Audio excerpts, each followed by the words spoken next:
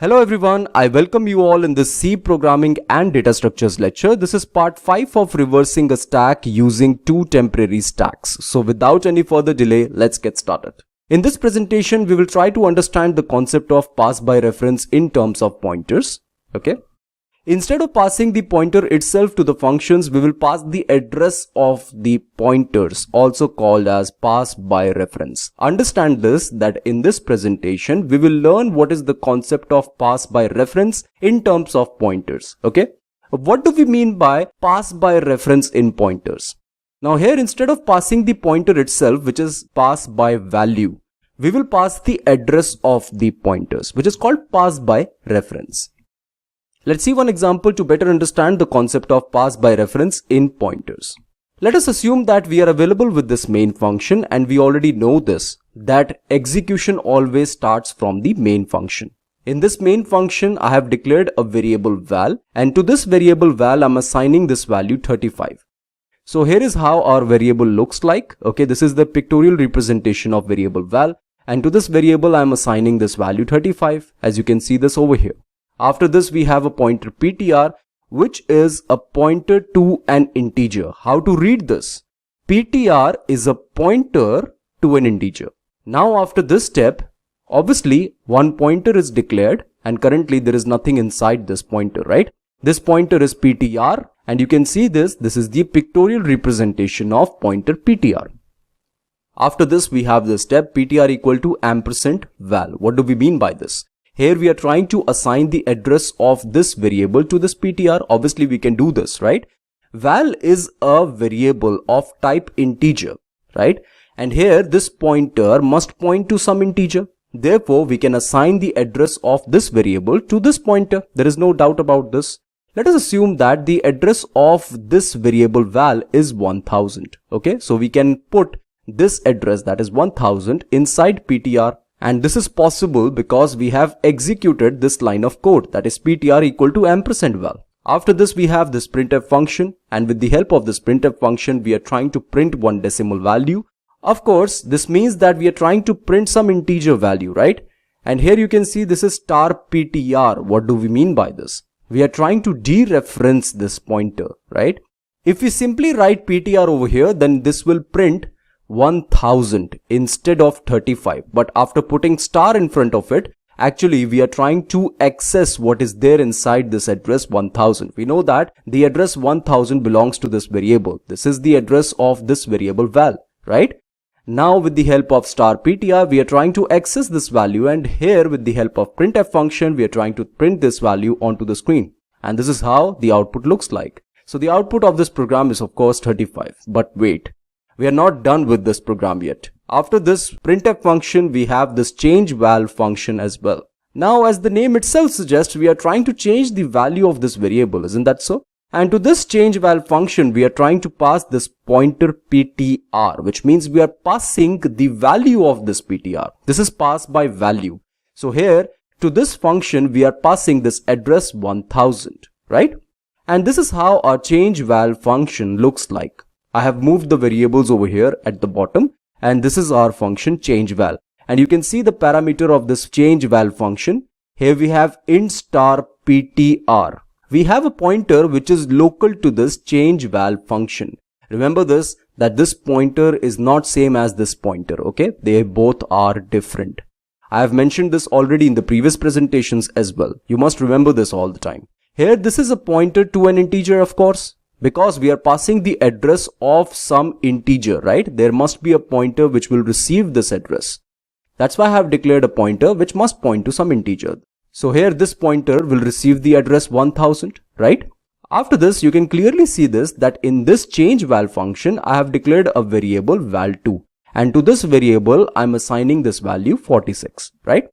And you can clearly see this, that this variable is local to this function. Then after this step, I have written this step ptr equals to ampersand val2. I am trying to change this with the address of this variable val2. Let us assume that the address of val2 is 2000. Therefore, this address will get replaced by the address 2000. There is no doubt about this, right? Now, we will definitely return back to the main function, and this means we will return to this point. Printf %d star ptr. Now, You can clearly see this that the PTR is not updated because here we are passing the value and not the address of the pointer. So changes will never reflect over here, right? If we try to dereference this pointer, we will get this value 35 once again. Therefore, the output is 35, 35. Correct? Here this is passed by value. Understand this. Here we are not passing the address of the pointer. We are passing this address, the value of the pointer. And this pointer will receive this value, actually the address, right? And later on, if we try to change this pointer over here, then the changes will never get reflected back over here, right? This is very important for us to understand. You have passed the address of the val and not the address of the pointer, right? That is why changes will not be reflected in the PTR pointer of the main function. Understand this, right? Now we will pass the address of the pointer PTR. Now instead of passing the value, we will pass the address of the pointer PTR. Okay? And let's see whether the changes will get reflected over here or not. Here, instead of passing PTR, we will pass the address of PTR. Now we already know how to pass the address of a pointer. We just have to put ampersand in front of it, right? Now this time we are passing the address of PTR. That's why it is called address of operator, right? Now here, this pointer will receive this address, but understand this. This pointer is a pointer to an integer, okay? But we want a pointer to a pointer. Isn't that so? Here we are passing the address of the pointer and we are not passing the address of the variable. That is why it is important to put one more star over here. Now what does it mean? This is called a double pointer, right? This pointer is called the double pointer. Understand this, that this pointer is a double pointer, which means that this pointer is actually a pointer to a pointer, okay? And that pointer is nothing but a pointer to an integer. Okay, this is how you can read this. PTR is a pointer to a pointer and that pointer is a pointer to an integer. Fine. I hope this is clear to you. Now, in order to avoid the confusion, I'm going to change this to PTR1. Okay, I have changed the name to avoid the confusion. Okay. Double pointer is nothing but a pointer to a pointer. You must always remember that, right? Now here you can see that PTR is a pointer to this variable val. You can see this over here. PTR is a pointer to an integer. And after this, you can see this that PTR has been assigned with the address of the val, which means the address of this variable val. That is why this pointer is the pointer to this variable val. After this, we have this PTR1 pointer, which is a pointer to this pointer.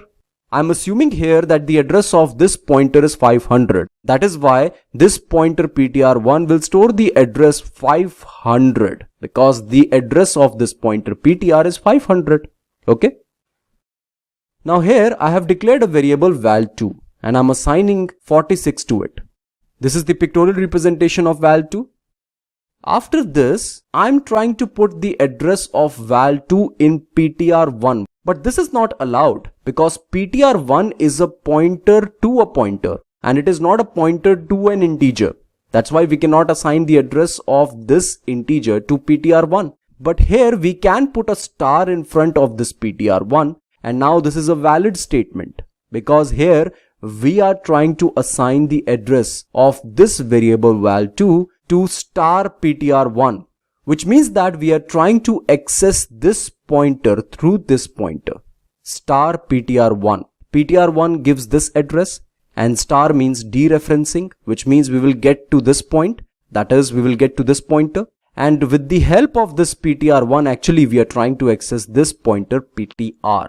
This means that we are trying to store the address of this variable val2 inside PTR and not PTR1. Okay, if we simply write PTR1, then we are trying to put the address of val2 inside PTR1. But after putting star in front of PTR1, what we are doing here is that we are trying to access this pointer instead of this pointer. Fine. So here we'll put the address of val2 inside PTR pointer. Fine. Now this pointer is pointing to this variable val2. Now it is making sense to you, right? With the help of this pointer, we are trying to access this pointer, which is actually local to this main function. Now it is making sense what is the difference between pass by value and pass by reference in case of pointers, right? Here with the help of this pointer, we are accessing this pointer and we are making changes to this pointer directly in this change val function, right? Here we just have to put star in front of ptr1 in order to access this pointer, because we know that this pointer is pointing to this pointer. If you want to access this, we have to put star in front of ptr1. That's it. This is the simple thing we must understand. Fine. After this, if we return back here, we know that this pointer is currently pointing to this variable val2. Hence, this time the output is 35 and 46.